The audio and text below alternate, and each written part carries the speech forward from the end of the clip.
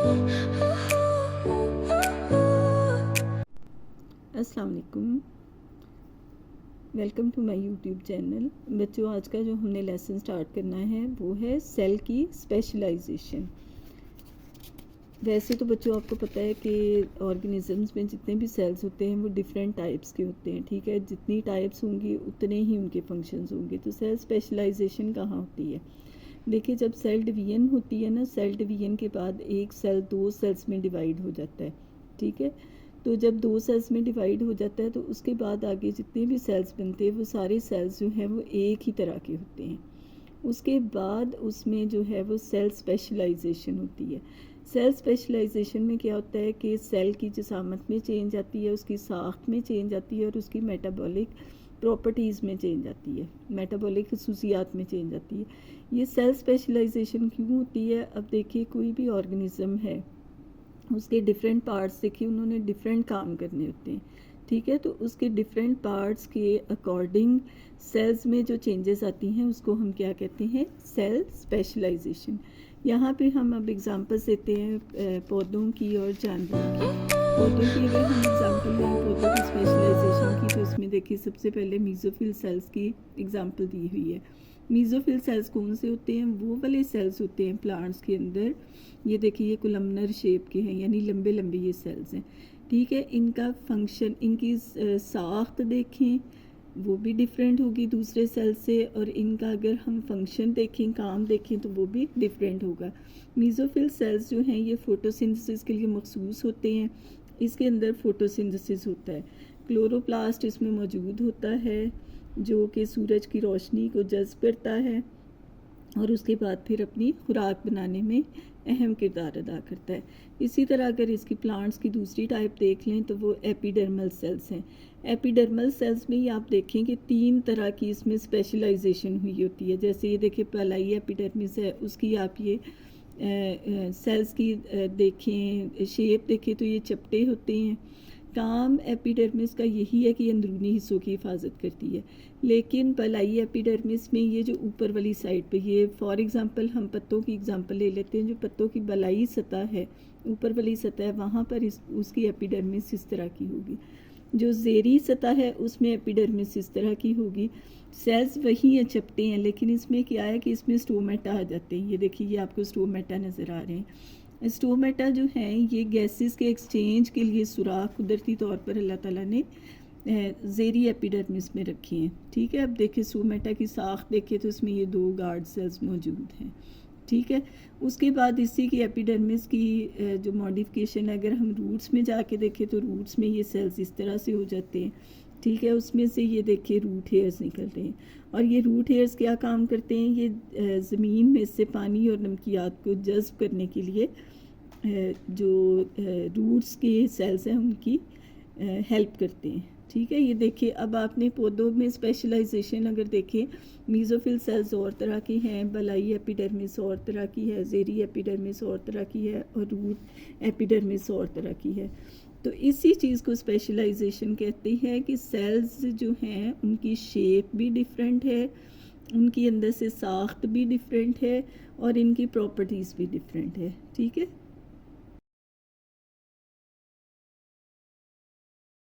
पौधों की अगर हम एग्जांपल लें पौधों की स्पेशलाइजेशन की, तो इसमें देखिए सबसे पहले मीज़ोफिल सेल्स की एग्जांपल दी हुई है।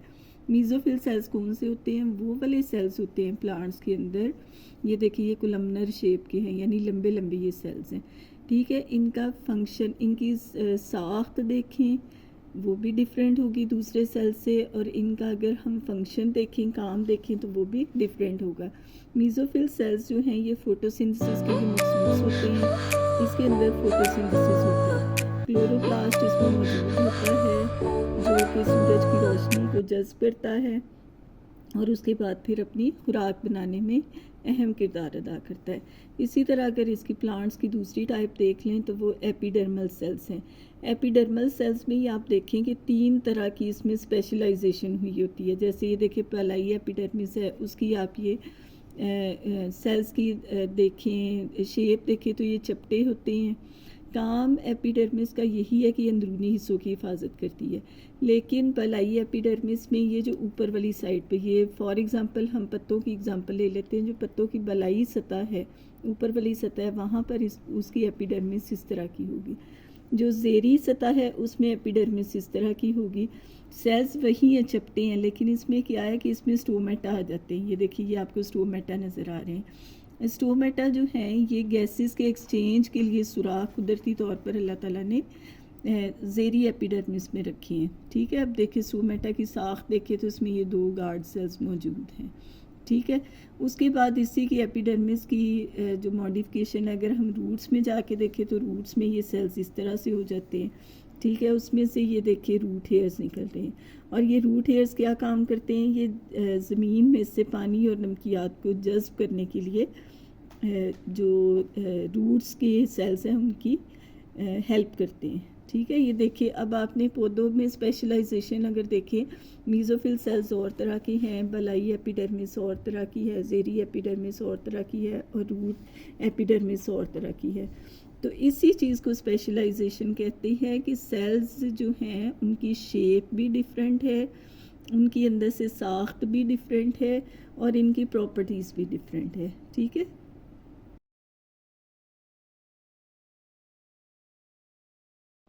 अब बच्चों देखिए, हम जानवरों में स्पेशलाइजेशन अगर देखें तो उसकी एग्जांपल्स हमारे पास है मसल सेल्स की। अब मसल सेल्स की भी आगे 3 टाइप्स है, देखिए स्केलेटल मसल सेल्स हैं, कार्डियक मसल सेल्स हैं, और स्मूथ मसल सेल्स हैं। उसके बाद एग्जांपल दी हुई है न्यूरॉन्स की, उसके बाद रेड ब्लड सेल्स की, और उसके बाद जिगर के सेल्स की। तो हम 1 बाय 1 इनको अब एक्सप्लेन करते हैं, देखते हैं इसको। ठीक है, अब देखिए सबसे पहले मसल सेल्स आ जाते हैं। ठीक है, मसल सेल्स वो सेल्स होते हैं जिसमें स्ट्रेच होने की, सिकुड़ने की खासियत होती है। ये एक्टिन प्रोटीन से मिलकर बने होते हैं। अब इसकी अगर हम टाइप्स देखें तो ये देखिए स्केलेटल मसल सेल्स, फिर कार्डियक मसल सेल्स, और स्मूथ मसल सेल्स। इनकी अगर यहीं पे आप शेप देखिए, जो स्केलेटल मसल सेल्स हैं ये लंबे लंबे हैं, ये देखिए, और इसके अंदर ये आपको धारियाँ नज़र आ रही हैं। ठीक है, कार्डियक मसल्स जो हैं ये भी लंबे लंबे हैं, लेकिन ये शाखदार हैं। ये देखिए, एक में से ये 2 शाखें निकल रही हैं, फिर ये देखिए ये यहाँ से भी ये शाखें इसकी निकल रही हैं। ठीक है, यानी ये शाखदार होते हैं और धारीदार ये भी हैं। लेकिन जो स्मूथ मसल्स हैं वो देखिए ये सिलेंड्रिकल शेप की हैं। ठीक है, स्पिंडल नुमा हैं, ये देखिए स्पिंडल शेप में ये मौजूद होते हैं। अगर हम इनके फंक्शन से लहदा देखें तो स्केलेटल मसल्स जो हैं, यहाँ पे ये देखिए आपको स्केलेटन नज़र आ रहा है ना, ढांचा जो है, ये ढांचे के साथ ये अटैच होते हैं, और इसमें सिकुड़ने की खासियत होती है। तो जिसकी वजह से ढांचा जो है या कोई भी ऑर्गेनिज्म है वो नकलो हरकत कर सकता है। यानी ये जो स्केलेटल मसल्स हैं किसी भी जानदार की मूवमेंट के लिए जो हैं वो इम्पॉर्टेंट होते हैं। ठीक है, और ये मूवमेंट में हेल्प करते हैं। ये जो होते हैं ये इरादी मसल्स होते हैं, यानी ये उस ऑर्गेनिज्म के कंट्रोल में होते हैं कि अगर बाजू को मूव करना है, उसके आगे पीछे मूव करना है, तो उससे ऑर्गेनिज्म के इरादे के अकॉर्डिंग ये मूव करते हैं। उसके बाद कार्डियक मसल्स होते हैं, तो ये गैर इरादी होते हैं, क्योंकि दिल की धड़कन, ठीक है, दिल का धड़कना हमारे अपने बस में नहीं है। ठीक है, दिल ने तो काम करते रहना, उससे धड़कते रहना, धड़केगा तो जिंदगी होगी। ठीक है, तो ये जो मसल्स हैं ये इंसान के या फिर किसी भी ऑर्गेनिज्म के अपने इख्तियार में नहीं होते, ये गैर इरादी तौर पर काम करते हैं। उसके बाद जो स्मूथ मसल्स हैं ये इनर लाइनिंग बनाते हैं मुख्तलिफ सिस्टम्स की। फॉर एग्ज़ाम्पल इसमें ये देखिए आपको नज़र आ रही है इंटेस्टाइन है, यानी निज़ाम है। ठीक है, ये निज़ाम में भी पाए जाते हैं। उसके अलावा खून की नालियों में भी ये पाए जाते हैं, खून की नालियों के बहाव को कंट्रोल करते हैं। ठीक है, यानी ये किसी भी सिस्टम की इनर लाइनिंग बनाते हैं स्मूथ में। आ जाता है जी न्यूरॉन जो है ये नर्वस सिस्टम के बहुत ही इम्पॉर्टेंट सेल्स हैं। इनका काम क्या है, नर्वस सिस्टम में पैगामात को एक जगह से दूसरी जगह पहुंचाना। अब अगर इसकी हम शेप को देखें, साख्त को देखें, तो ये देखें इसकी साख्त जो है वो दो हिस्सों पर मुश्तमिल है। ऊपर वाली जो है उसको सेल बॉडी कहते हैं और नीचे वाला जो है उसको एक्सोन कहते हैं। अब सेल बॉडी में भी ये देखिए ये इतना ये वाला जो पोर्शन है ये सेल बॉडी और ये इसके डेंड्राइट्स हैं, ठीक है, ये इसके डेंड्राइट्स हैं। और ये नीचे वाला जो है ये धागानुमा ये एक्सोन है। अब नर्व इम्पल्स एक साइड से शुरू होती है और दूसरी साइड पर जाकर ख़त्म होती है, ठीक है। इम्पल्सिस वसूल कहाँ से होती हैं? सेल बॉडी में वसूल होती हैं और उसके बाद आगे मूव किधर करती हैं? एक्सोन की तरफ मूव करती हैं। यानी अगर आप ऊपर से स्केलेटल मसल्स जो हैं, स्केलेटल मसल्स को देखें, उनकी शेप को, उसके बाद नीचे न्यूरॉन को देखें, ठीक है। दोनों की शेप्स में फ़र्क है, ठीक है, और दोनों के फंक्शंस में भी फ़र्क है। नेक्स्ट आगे जो इधर ये रेड ब्लड सेल्स की है। रेड ब्लड सेल्स की आप ये शेप देखिए, ठीक है। रेड ब्लड सेल्स जो है इनका काम क्या है? ऑक्सीजन को ब्लड को विद ऑक्सीजन सेल्स तक लेकर जाना, टिश्यूज तक लेके जाना और वहाँ पर ऑक्सीजन और कार्बन डाइऑक्साइड का एक्सचेंज करना, ठीक है। इसकी अगर हम शेप देखें सेल्स की तो ये बाइकॉन्केव डिस्क शक्ल के होते हैं, ठीक है।